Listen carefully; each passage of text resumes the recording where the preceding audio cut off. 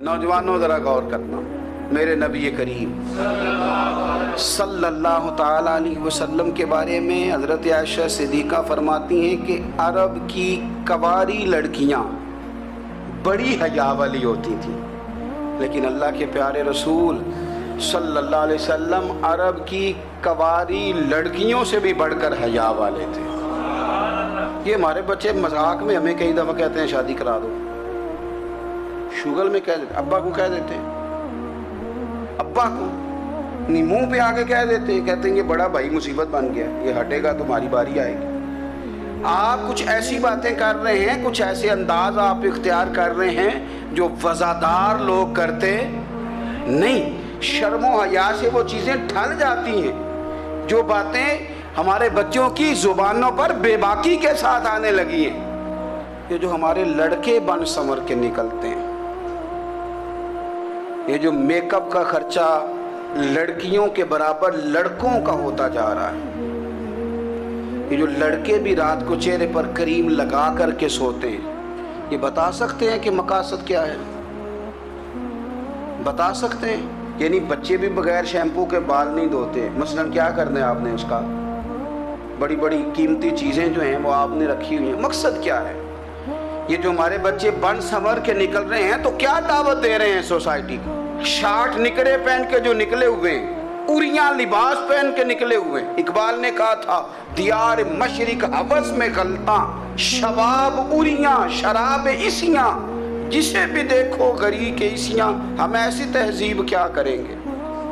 शबाब उरियां, तुमने अपनी जवानी नंगी कर डाली है सारी माज़अल्लाह। किन मकासद के लिए मैं वो आदाद शुमार बता नहीं सकता।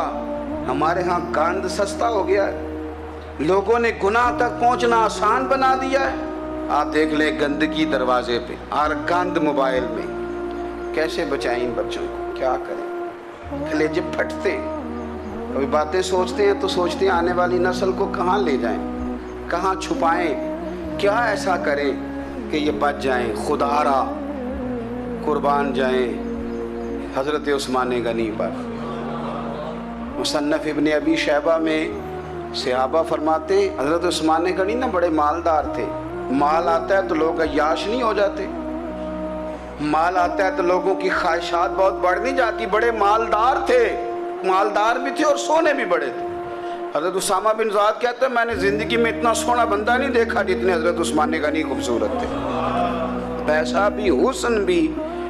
लेकिन फरमाते हैं कि हज़रत उस्मान गनी सबसे बढ़कर अपनी शर्मगाह की हिफाजत करने वाले और सबसे बढ़कर सिला रहमी करने वाले, रिश्तेदारों से अच्छा सलूक करने वाले, हया वाले, शर्म वाले, पाकीज़गी वाले। आपका ज़हन है, आप सुबह उठते ही ज़हन बना लें कि मैंने आज इतना सबक पढ़ना है, आज इतनी तफसीर देखनी है, इतनी इबादत करनी है, फ़लानी नात मैंने देखनी है, फ़लाँ खैर का काम करना है, फ़लाँ आदमी के साथ नेकी करनी है। सुबह ज़हन बना लें, आपका ज़हन वही काम करने लगेगा। लेकिन अगर सुबह उठते ही ज़हन में गंदगी है, रात को सोते ही माज़अल्लाह ज़हन में वसवसे हैं, तो फिर सारा दिन वही चक्की चलेगी, वही अंदाज रहेगा। थोड़ा सा आपको इसकी निगरानी करनी है, थोड़ा सा। फाशी उरियानी ये तेज़ी से फैल रही है, तेज़ी से गंदगी लोग कशीद करके लाते हैं। और हया का मतलब सिर्फ इतना ही नहीं है, आप ज़िना और बदकारी से बचें, आप अपनी ज़ुबान को भी हया वाला बनाएं। कोई कच्चा कमज़ोर जुमला, गंदी बात, गाली कभी भी ज़ुबान पे ना आए, आपका अंदाज़ हया वाला हो। बेबाक हो जाना, बेबाक बोलना, मैं बारीकी से इस बात को समझता हूँ और मैं आपको बहुत सारी बुज़ुर्गों के इरशादात का निचोड़ अर्ज़ करने लगा हूँ। आप अपना ज़हन साफ़ कर लें, आपके बहुत सारे काम वैसे ही सही हो जाएंगे। क्योंकि हमारे दीन के अंदर ज़्यादा अजर नीयतों और इरादों पे मिलता है।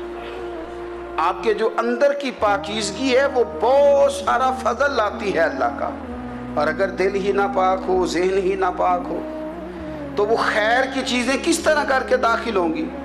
नौजवान मेरी बात पर तवज्जो करें। फरमाया वो लोग जो अपनी शर्मगाह की, वल्लज़ीना हुम लिफ़ुरूजिहिम हाफ़िज़ून, لوگ جو اپنی شرمگاہ کی حفاظت کرتے ہیں۔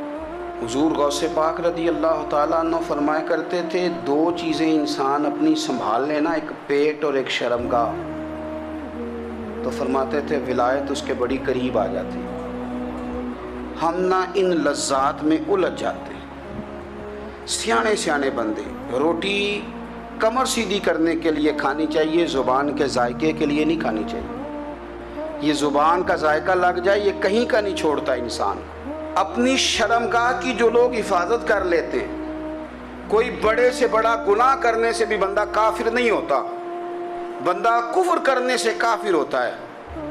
گناہ بڑے سے بڑا کرنے والا بھی گناہگار ہے، کافر نہیں۔ لیکن بعض گناہ ایسے ہیں جو جس وقت بندہ کر رہا ہوتا ہے اس وقت وہ مومن نہیں ہوتا۔ میرے نبی کریم صلی اللہ تعالیٰ علیہ وسلم نے فرمایا، جب کوئی شرابی شراب پیتا ہے اس وقت مومن نہیں ہوتا۔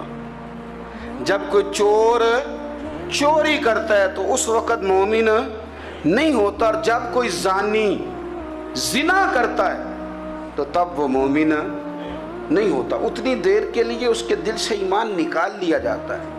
کفل کا ایک واقعہ ترمذی میں ملتا ہے۔ ایک شخص کفل نام کا تھا بنی اسرائیل میں، ایک عورت مجبور تھی، اس کے بچے بھوکے تھے، تو کفل نے اسے مائل کر لیا کہ تو میرے ساتھ گناہ کرے گی تو پھر میں تیرے بچوں کی روٹی تجھے دوں گا۔ تو وہ عورت پہلے تو بیچاری نہ مانی، لیکن بچوں کی بھوک دیکھ کے مجبور ہو گئی۔ جب کفل کے قریب گئی نا وہ عورت، اس نے دروازے سارے بند کر لیے۔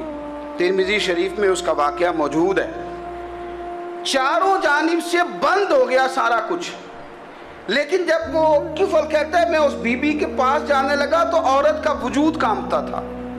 جس بندے کو گناہ کی طرف جاتے اس کی طبیعت میں ہیجان پیدا ہو تو معنی یہ ہے کہ ابھی ذہن پورا غلیظ نہیں ہوا، ابھی طبیعت پوری گندی نہیں ہوئی، ابھی ایمان کی بہت ساری قسمیں موجود ہیں، عورت کا وجود کانپتا ہے۔ تو کفل کہتے ہیں کہ میں نے اسے کہا کہ سارے دروازے بند ہیں، ڈرتی کیوں ہے؟ تو کہنے لگی ڈرتی اس لیے ہوں کہ سارے دروازے بند نہیں ہوتے، ایک دروازہ کھلا ہے اور وہ دروازہ رب قدیر کا دروازہ ہے، اسے کیسے بند کیا جا سکتا ہے؟ تو کہتے ہیں جب اس نے یہ لفظ کہے تو مجھ پر بھی بات کا اثر ہوا، مجھ پر۔ تو میں نے کہا کہ اگر تو عورت ہو کے رب سے اتنا ڈرتی ہے تو مجھے تو اس نے مرد بنایا ہے، تو مرد تو ہوتا ہی وہ ہے جو اپنے آپ پر کنٹرول کر سکے۔ تو اب نہ معاملہ آگے جائے گا، اب یہاں بات رکے گی نہیں، جا میں تجھے آزاد کرتا ہوں۔ عورت گئی، اس نے توبہ کی کفل نے، اور رات رو کے کہنے لگا مالک آج میں نے توبہ کی ہے تو میرے اوپر مہربانی کرنا، میری توبہ ٹوٹنے نہ پائے۔ رات اس نے توبہ کی، رات ہی انتقال ہو گیا۔ لوگوں کو پتا تھا بڑا بے حیا ہے، بد کردار ہے، گناہ گار ہے، شاید لوگ اس کا چہرہ دیکھنے بھی نہ جاتے، پر مالک کریم ہے نا۔ حضور فرماتے ہیں سویرے اس کے دروازے پہ لکھ دیا اللہ نے، لوگوں رب نے کفل کے سارے گناہ معاف کر دیے ہیں، اس کے دروازے پہ لکھ دیا گیا۔ جب آپ اپنی حفاظت کرنا چاہتے ہیں تو اللہ پھر اسباب بھی پیدا کر دیتا ہے۔